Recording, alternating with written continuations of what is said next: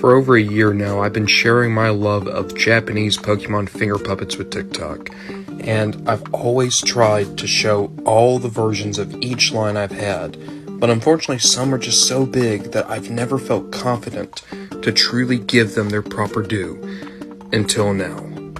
This will be the single longest finger puppet review I've done up until this point, going over every single member of the Pikachu line, showing the differences, the ages, and just what you could have gotten were you one of those lucky few in Japan. Let's get into it.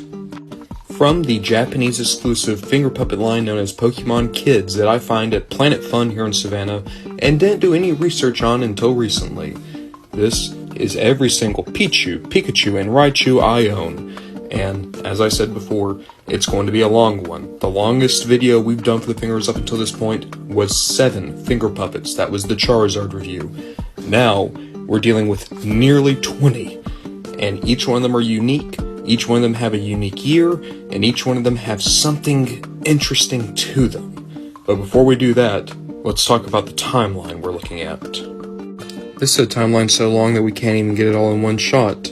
So, these two Raichu are from 1996, that Surfing Pikachu's 97, that cluster of Pikachus are from 98, all of those Pichu are from 2000, 2002 on that Raichu, 2003 for that Pikachu, 2004 for that Pichu and that Pikachu, 2005 for those 3 Pikachus, that's a 2007 Raichu, a 2012 Pikachu charging, and that is a 2017 Pikachu. And trust me, there have been many more Pikachus, but it's hard to get finger puppets from Japan over here, especially the new ones. So that is the end of the timeline. But keep in mind that these finger puppets have been started the same year the games first came out in 1996, continue to this day, and arguably they are the single longest running line of merchandise for Pokemon that has never attempted a rebrand or a refresh. From the year 2000, this is the first Pichu finger puppet, and doing a little bit of research on it, this is the first piece of Pichu merchandise ever made. Before a Tommy figure even came out, there was this Pichu, so that's pretty interesting. I know a lot of people have a love-hate relationship with Pichu. I actually really enjoy Pichu. I think that they're an incredibly cute design, and, well, I mean, you have to give a gimmick to the mascot, right? Also from 2000, I have a variant, and if you look, different shade of pink for the pouches. That's just a reality of the finger puppets, especially the earlier ones, where sometimes the colors weren't the most consistent things in the world. Alongside the color variant, there was also the Chase Translucent variant. Those are 1 in 100. I, of course, have this Pichu here.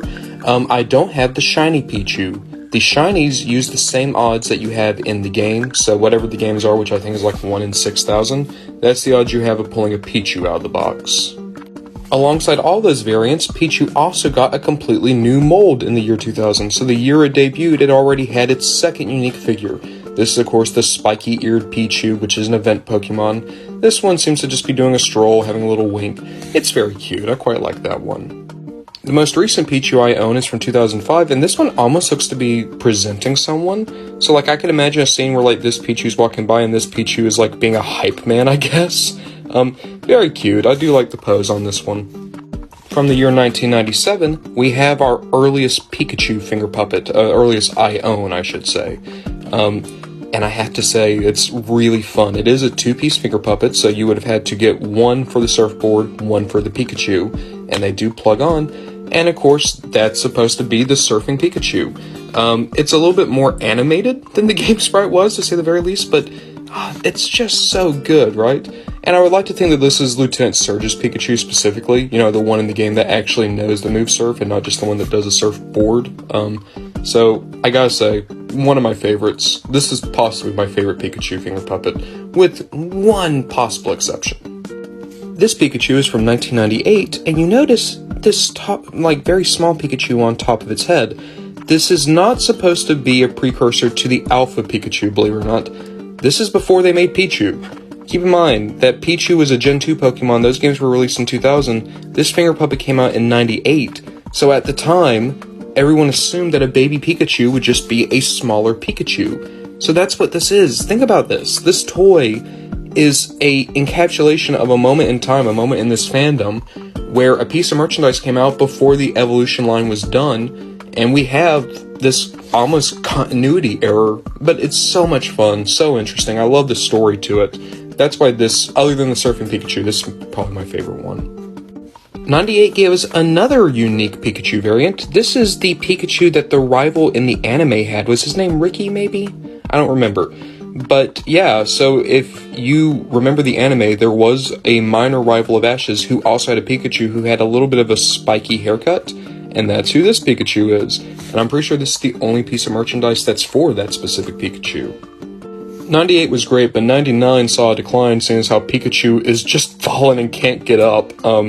Yeah, this is a 99 finger puppet, and it's cute. It's just Pikachu rolling around. But it's also really funny with the proportions. It literally just looks like a fat little baby has fallen on its back and can't get up. And now we have a Pikachu from 2005. This one's kind of looking over his shoulder. Unfortunately, this Pikachu has a little bit of paint scuffing around the eyes. But I like this. I remember that there was an anime bumper, like the commercial bumper, where Pikachu did a pose like this, and like there was a Pokeball beside him.